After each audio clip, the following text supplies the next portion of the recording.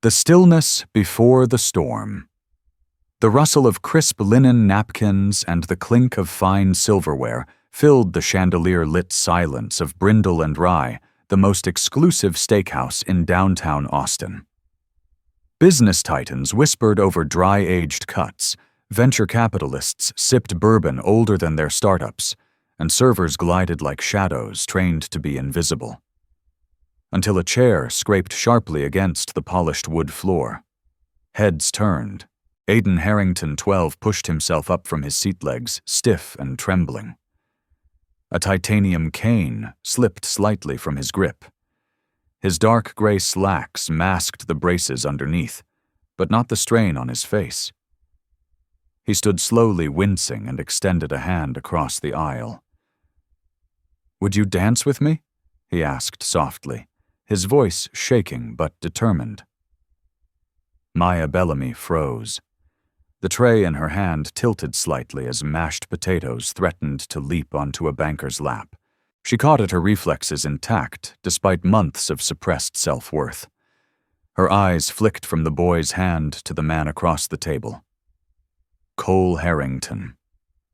The name reverberated like a silent thunderclap. Tech visionary, biotech magnate, widower, father to the boy whose body had rejected the neurological treatment developed by Cole's own company. Cole's jaw clenched as he stood sharply, towering and controlled. "Aiden. Sit down. Now." The boy didn't flinch. A hush descended over the dining room. "Mr. Harrington," barked Marcel, the manager, rushing forward. "This is highly inappropriate.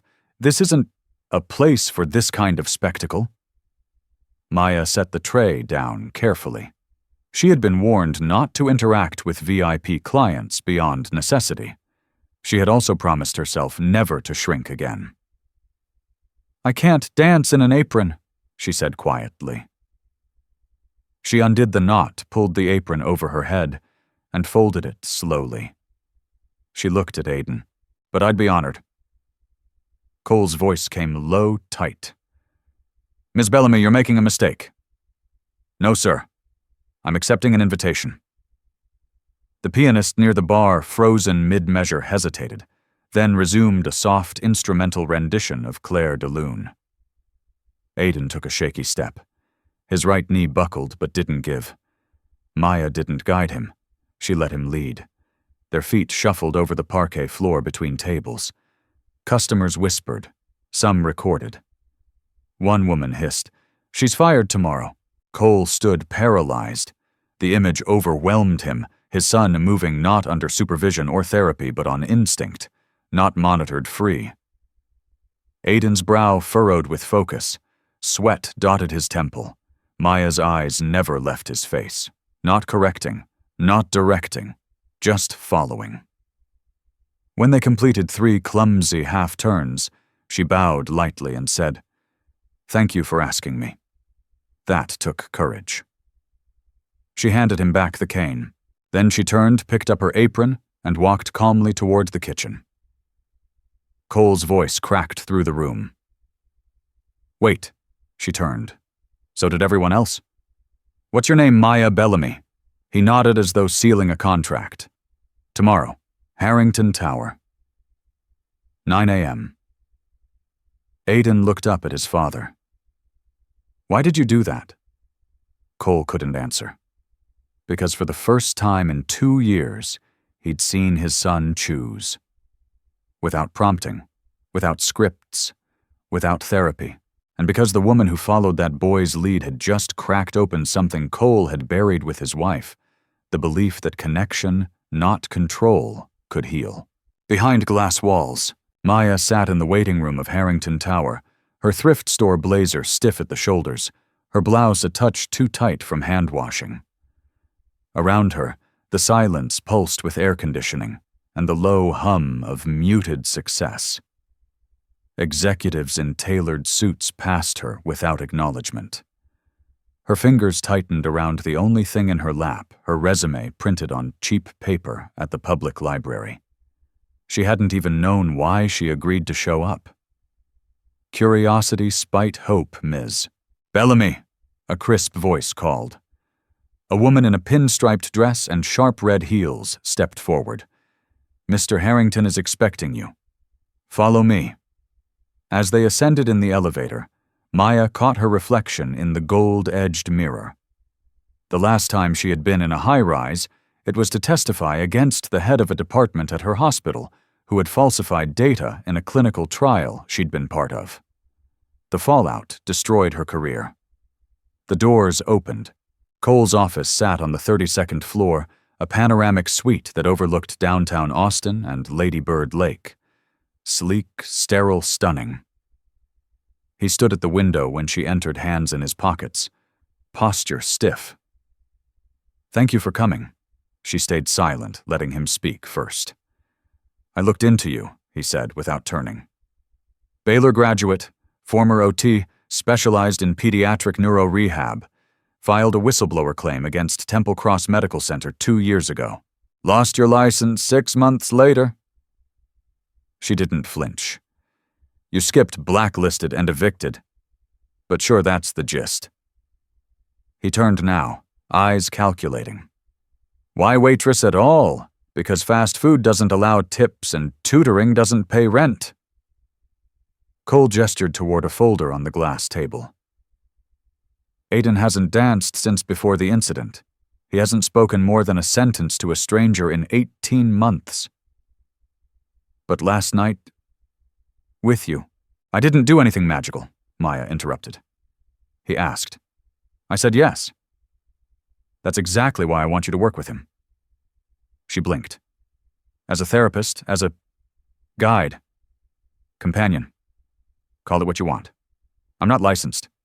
You know that. I'll handle the legal structure. You'll be compensated generously. I don't need generous. I need ethical. Cole hesitated. You think I'm unethical. I think you're a man who watched his son get hurt by the same science he profits from. That kind of guilt drives good people to do desperate things. For a moment, neither spoke. The tension hung like humidity. Then Maya added, He doesn't need a fixer, Mr. Harrington. He needs someone who can show him how to fail safely. That's not a service you can outsource. Cole walked slowly to the table and opened the folder. Inside were photos of Maya with children from her old clinic letters from grateful parents, and an old flyer from her community outreach dance group, Rhythm Reach. I have no idea how you ended up at Brindle Rye, he said.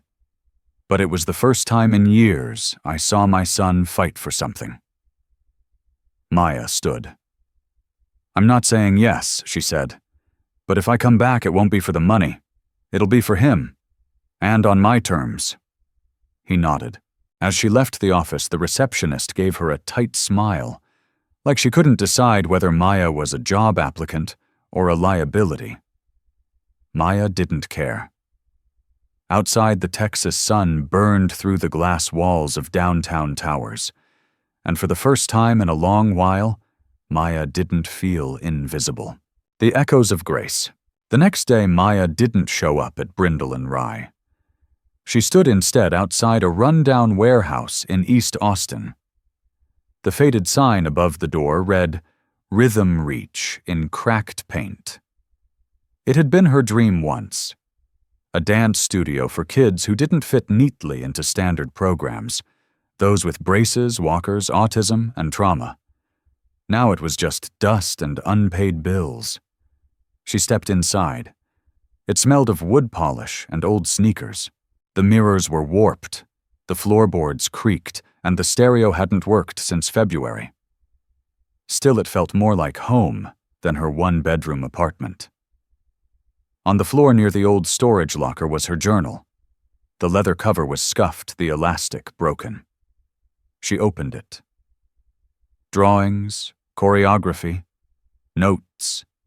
A quote she once wrote for a workshop flyer caught her eye. Progress is not in perfection, it's in permission. She whispered the words aloud, her voice thick. A knock startled her. She turned to see a boy, tall, awkward, familiar. Aiden. Behind him, Cole stood back near the sidewalk, hands in pockets again.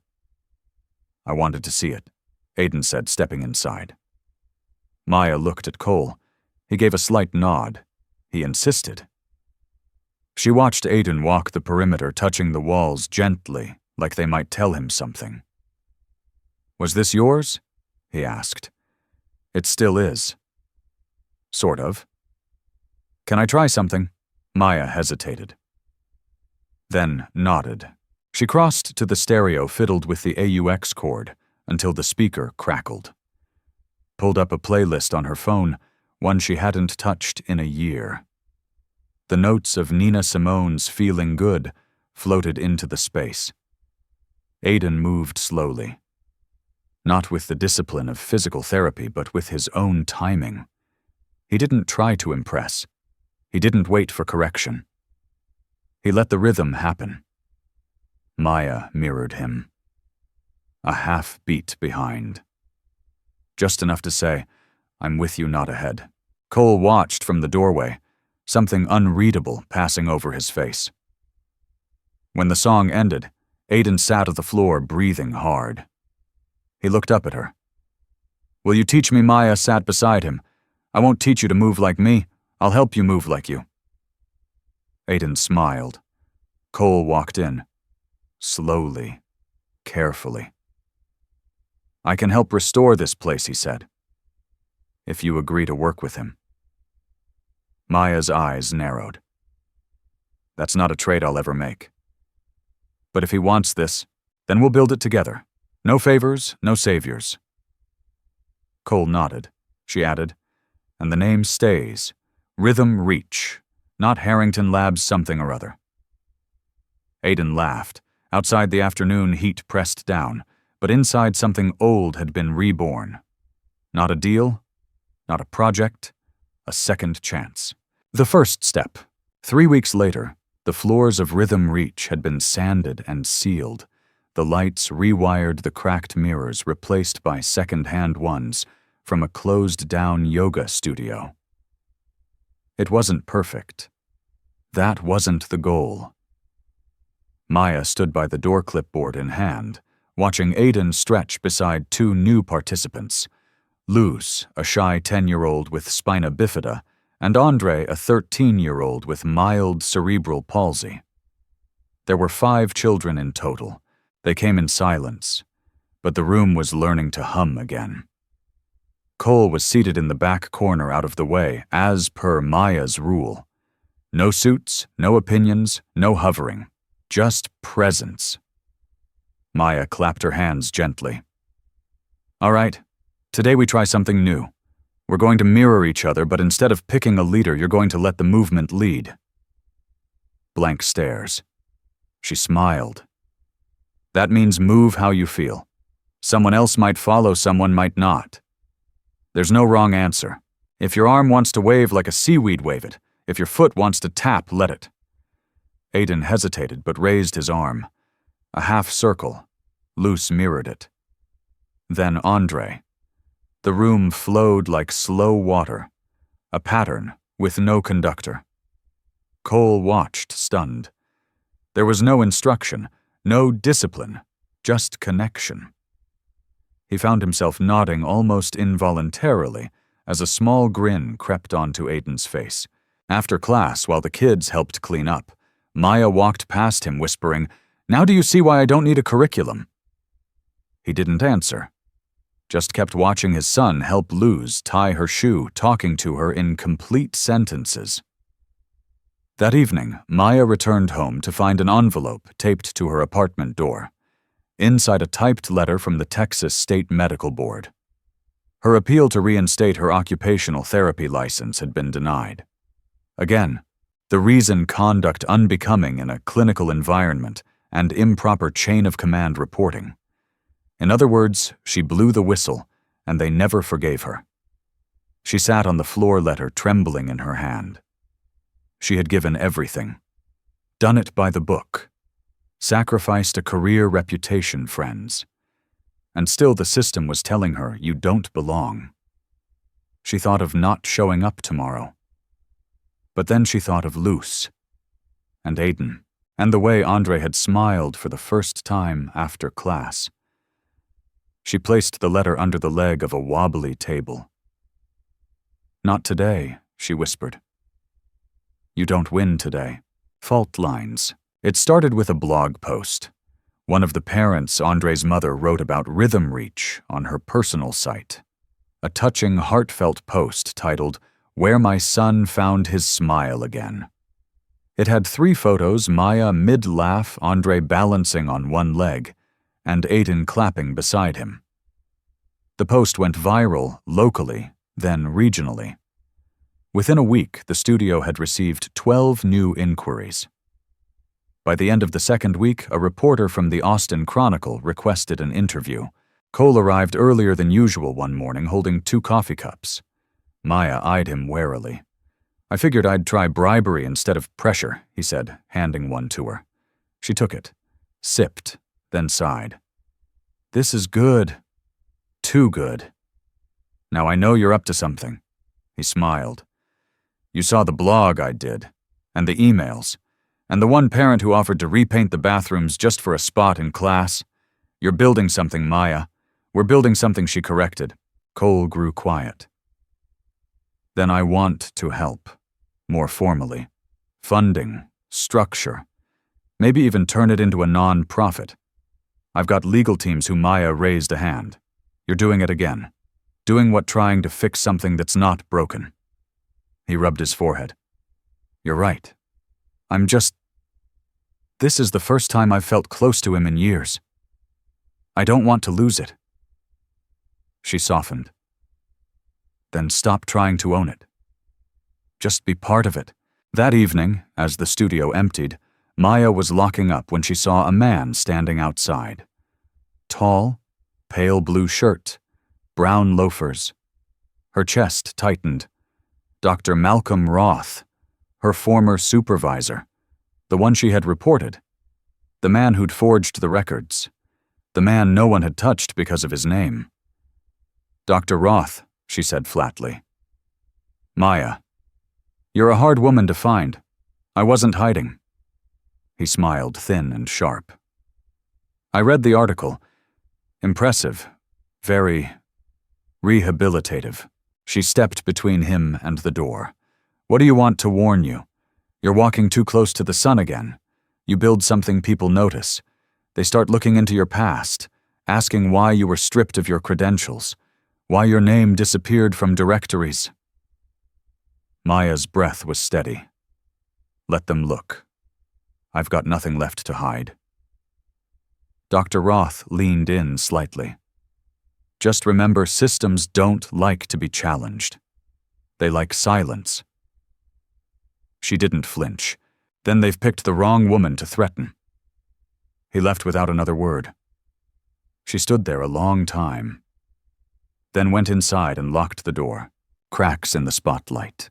The Austin Chronicle article dropped on a Monday. Its headline was simple: "Healing in Motion, How One Woman's Studio is Changing Pediatric Rehab." Within hours, the phones at Rhythm Reach rang non-stop. Emails flooded the inbox. Donations trickled in through a small PayPal link Maya had forgotten was still live. That same afternoon, Channel 8 News called. They wanted to film a feature. Cole was cautious. Visibility invites scrutiny. Maya answered bluntly, "So does hiding." 2 days later, a film crew set up in the corner of the studio. The children were excited. Maya was calm, focused. Cole stayed mostly out of view, but his presence lingered. Aiden, standing a little taller now, was selected to speak on camera. He wore his Rhythm Reach t-shirt proudly. "What do you like about being here?" the reporter asked. Aiden hesitated, then said, "It's the first place no one tries to fix me." Silence. Cole looked down at his hands. The story aired that night. It spread across social media, boosted by parents, therapists, and strangers alike. Within 48 hours, Maya received an invitation to speak at a pediatric neuroplasticity conference in Dallas. She nearly declined. Public speaking made her stomach twist. But Cole said quietly, "Your voice built this. Let them hear it." In Dallas, she stood in front of 100 clinicians, researchers, and medical administrators. She didn't quote neuroscience journals or showcase outcome graphs. Instead, she showed a short video of the children dancing, laughing, falling, getting back up. Then she told the story of Aiden's first question. "Will you dance with me?" She finished with a sentence that made the room hold its breath. Children don't need more people telling them how to move. They need safe spaces where they're allowed to try. The applause was slow, but it grew. Then stood. After the talk, a quiet woman approached her. "I'm on the reinstatement committee for the Texas board," she said. "Would you be willing to reapply?" Maya froze, then nodded. One last time. That night, Maya returned to her hotel to find 2 voicemails, one from Dr. Roth, and one from her mother, the first call in over a year. She sat on the edge of the bed, unsure which one scared her more. She pressed play. Unfinished conversations. Her mother's voice was soft, uncertain. "Hi, baby. I saw the news piece. You looked strong. I know it's been a long time, but I wanted you to know your father would have been proud. I was wrong to blame you. I was just hurting. If you're willing to talk, I'd like that." Maya let the message play twice. Then she deleted Dr. Roth's without listening. Back at Rhythm Reach, momentum surged. Volunteers joined some former patients, others local dancers or teachers. They painted walls, ran donation drives, organized snack tables. Aiden took on a mentorship role. He helped younger children with balancing drills, cheered when others succeeded, and even more impressively laughed when he didn't. Maya watched it unfold like a slow-motion bloom. But the bigger the studio grew, the more her internal pressure mounted. The reinstatement board had requested a written personal statement. She stared at the blinking cursor for days. Each time she tried to write, her fingers froze. Cole noticed. "You're not scared of what you've done. You're scared they won't believe you've changed." "I'm not scared of rejection," she said. "I'm scared of being right about the system, that they never intended to forgive me." One evening after class, she found Aiden sitting in the mirror room alone. The lights were dim, the music off. "Everything okay?" she asked. "I had a dream about her again," he said. Maya sat beside him. "My mom," he added. "She was dancing. I kept trying to keep up, but I was stuck." Maya stayed quiet. "Dad never talks about her," Aiden continued. "He thinks if he does, I'll break, but I already did. I just want to remember her without feeling like it's wrong." Maya looked at him. "Grief doesn't go away, but it gets gentler. Like a song that used to hurt, but one day, you sing along." He nodded, then asked, "Do you think people can change?" "Yes, but only if they choose to. Not for others. For themselves." "Do you think my dad's changing?" She smiled softly. "He's learning how to follow. That's a start." The next morning, Maya wrote her entire personal statement in one sitting, not for the board, for herself. It began, "Healing isn't a destination. It's a rhythm, sometimes slow, sometimes wild, always honest." The breakthrough. 2 weeks after Maya submitted her statement, a letter arrived by certified mail. She held the envelope like it might catch fire. Cole stood by, silent. Aiden sat nearby, holding his sketchpad eyes, watching carefully. She opened it slowly, read it once, then again. Her license had been reinstated, fully, no probation, no restrictions. For the first time in 3 years, Maya Bellamy could call herself a therapist again. She exhaled sharply. Not joy, not triumph. Something deeper, something like release. Cole stepped forward. Congratulations. Maya looked at him half smiling. It doesn't fix what they did. No, he said.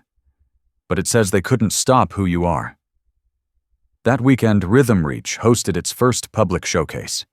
Families packed folding chairs along the studio walls. The energy was electric. Maya opened the show with a few quiet words. Today no one performs. Today we share. The students moved in trios, duets, and solos. Every stumble drew applause. Every attempt was met with encouragement. Aiden closed the event with a short, improvised piece. He moved slowly at first, then more freely. He paused mid-routine, raised one hand, and pointed to the audience. Cole stood. Maya didn't know why at first. Then Aiden gestured again, asking. Cole stepped forward, hesitated, then joined his son. Together they turned once, clumsily, beautifully. The room fell silent, then erupted. Maya clapped tears in her eyes, not because the moment was perfect, because it was real. Later, Cole approached her. He choreographed that last bit. Told me this morning. I thought he was joking. Maya smiled. He was leading. You chose to follow. That's all he ever needed. That night, as the lights dimmed and the crowd cleared, Maya stood alone at the mirror wall. Her reflection was tired but whole. She touched the glass, whispered to herself, "You made it back." And in the room behind her, the rhythm continued. Rumors and resolve. With Rhythm Reach's success came a storm Maya had almost forgotten to brace for public scrutiny. A parenting blog accused the studio of bypassing traditional therapy protocols. An anonymous op-ed in a local medical journal questioned Maya's reinstatement. It didn't take long before reporters began circling. One even showed up during class with a hidden camera. Cole was furious.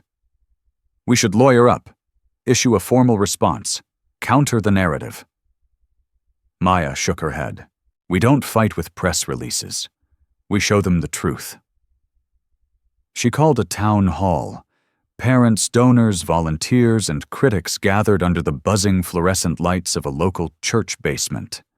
No stage, no security, just folding chairs and Maya's voice. She began simply, I won't waste your time defending my past, but I will ask you to look at our present. She invited Andre's mom to speak, then Luce's dad, then Aiden himself. Each one shared what Rhythm Reach meant to them. Not perfect, not institutional, but human. By the end, even the loudest critics were silent. Some nodded. A few wept. Outside, as the crowd filtered out, Aiden leaned over to Maya. That was like dancing with words. She laughed. Exactly. Later that week, an unexpected envelope arrived at the studio. Inside a grant approval letter from the Texas Children's Wellness Foundation. The amount $250,000 over 2 years. Enough to buy the building, expand programming, and finally pay staff. Cole walked in just as she finished reading. He raised an eyebrow. Good news! She held up the letter, grinning. Better than good. Cole stepped closer. You did this. Maya looked around the room, the scuffed floors, the kids' drawings on the walls, the patched-up mirrors. No, she said. We did. The blueprint for belonging. With the grant secured, Maya moved quickly. She hired 2 part-time staff, a speech therapist with a background in music, and a trauma-informed yoga instructor. Rhythm Reach wasn't just expanding. It was evolving. Cole offered to handle operational logistics, permits, renovations, financial planning. Maya let him, but only after establishing her non-negotiables. The mission stays rooted in empathy experimentation and child-led growth. We're not building a clinic, she told him. We're building a community. Construction began on a sensory room, with textured walls and light-reactive panels. The rear storage closet was converted into a calming space, a quiet nook with beanbags and noise-canceling headphones. A garden plot was dug in the back. One morning as they reviewed blueprints over coffee, Cole said, "I've been thinking about starting a foundation." Maya raised an eyebrow. To fund programs like this, to fund this program. Nationwide. City by city. She didn't answer immediately. "Only if you lead it," he added. "It doesn't work without you." "I'm not a brand," she said. "You're a blueprint." She shook her head. "No, I'm a person, and this only works because it's personal. If it scales, it must stay messy, human, intimate. No franchise models. No media gloss." Cole grinned. "Then maybe it's time we redefine scale." Later that week, Maya took Aiden to visit the new plot of land next door that the grant had allowed them to lease. It was empty, just gravel and sun and potential. "What do you think we should do with it?" she asked. Aiden looked out across the lot. "Build something open, no walls, just music and shade, like an outdoor stage." He nodded, but not for performance, for practice, for failing, for fun. Maya smiled. "Sounds like a plan." They stood in silence for a while. Then Aiden said, "Ms. Maya, do you think people are born leaders?" She thought for a moment. "I think people are born with rhythm. Leading and following, that's something we learn in time." He nodded slowly. And for the first time, Maya saw not just healing in his eyes, but vision. Rhythm without walls. Construction on the outdoor space began in late spring. Volunteers showed up, daily, families, friends, strangers who had heard the story and wanted to be part of it. Children painted murals on the bordering walls. One said, "Try, trip, try again." Another, "You don't have to be ready, just willing."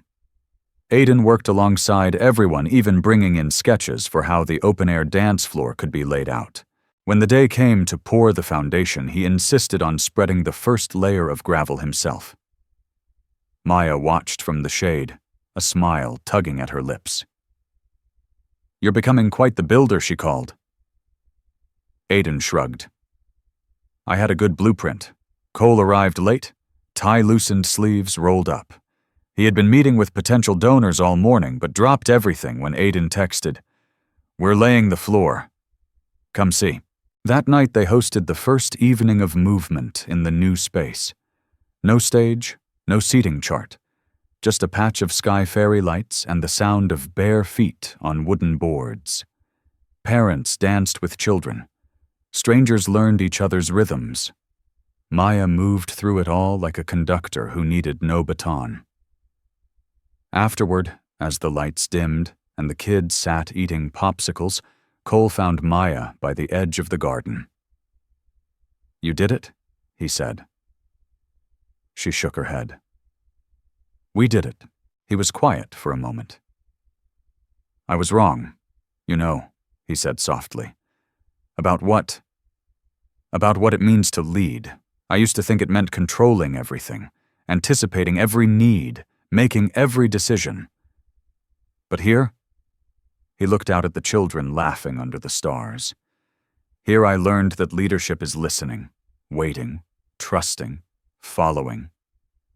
Maya nodded. "It's a dance, and you're finally in step." He looked at her. "So, what's next?" She smiled. "We let the rhythm tell us, when we choose to follow." A year after the first dance at Brindle Rye, the space where Aiden once struggled to stand now echoed with joy, laughter, and rhythm. Rhythm Reach had grown into more than a program, it had become a movement. New cities reached out. Other therapists adapted Maya's framework into their schools. Families who had once felt helpless now led support circles, taught classes, and co-created workshops. And Maya, she still arrived first, swept the floors, greeted each child by name. She kept her desk cluttered with thank you cards, broken crayon drawings, and one worn-out bracelet Aiden had made her. He was taller now, stronger, still walked with a slight limp, but his stride was proud. Cole established the Harrington Bellamy Foundation, ensuring funding remained independent from commercial influence. He still wore suits, but on weekends he led dance warm-ups with the kids. Badly, but joyfully. At the anniversary celebration, the whole community gathered beneath lanterns strung across the outdoor space. Maya stepped onto the makeshift platform. Silence fell. "I used to think healing meant getting back to who you were," she said. "But I was wrong. Healing is discovering who you get to be next and helping others do the same." She paused. "If you take anything from our story, let it be this. You don't need to be whole to lead. You just need to be willing to follow someone brave enough to take a step." A reflection on rhythm, redemption, and responsibility. Every now and then a story comes along that transcends entertainment. It lingers, it challenges, it breathes inside us long after the final line. This story of Maya, Aiden, and Cole is not simply about transformation. It's about the spaces we don't talk enough about, the space between failure and redemption, between control and trust, between being seen and truly being known. What moved me most was not the external arc of success, reviving a broken studio, securing funding, or reclaiming a professional license. It was the quiet, internal rewiring happening within each of these characters. The dance for them was never just about motion. It was about permission to feel, to fail, to grieve, and to rebuild. Maya represents a kind of modern heroism we rarely celebrate. She is flawed, resilient, and deeply principled. In a world where reputation often trumps reality, her refusal to be bought to stay silent or to compromise the spirit of her work becomes a revolutionary act. Her healing wasn't from being validated, it was from choosing to live aligned with her truth, even when it cost her everything. Aiden's journey touched me most as someone who's watched children struggle to regain agency after trauma. What he needed was not rescue, but recognition. Not therapy administered to him, but connection shared with him. His arc reminds us that leadership can start from the smallest moment of courage, a raised hand, a request to dance a dream of building something without walls. Then there's Cole. His evolution is one of the most important reminders in the story that power and privilege mean nothing if not accompanied by the willingness to listen and grow. Cole didn't become a better father by throwing money at a solution. He became one by learning to follow, by letting go of the myth that control equals care. On a social level, this story gently critiques our systems, how easily we discard truth-tellers, how often healing is standardized rather than personalized, and how much potential is wasted when empathy is missing from leadership. It also affirms the power of community. The studio didn't thrive because of one person's brilliance. It thrived because people showed up, stayed, and believed together. As I reflect on the world we live in, where many people feel unseen, unheard, and underestimated, this story is a gentle but urgent call to action. Not everyone will be Maya, but everyone can say yes when a child asks to be seen. Not everyone will be Cole, but anyone can stop long enough to listen. Not everyone will be Aiden, but all of us know what it means to want to lead just once and be trusted to try. So here's the practical advice I take from their journey. Let your pride bend enough to follow those who move with courage. Let your healing happen at your pace and honor others too. Let your legacy be one of listening, not just leading. And most of all, never underestimate the first small step someone takes. It might look clumsy. It might come with a stumble. But if you meet it with presence, that one step could change everything for both of you. Because the most important dances in life aren't choreographed, they're answered.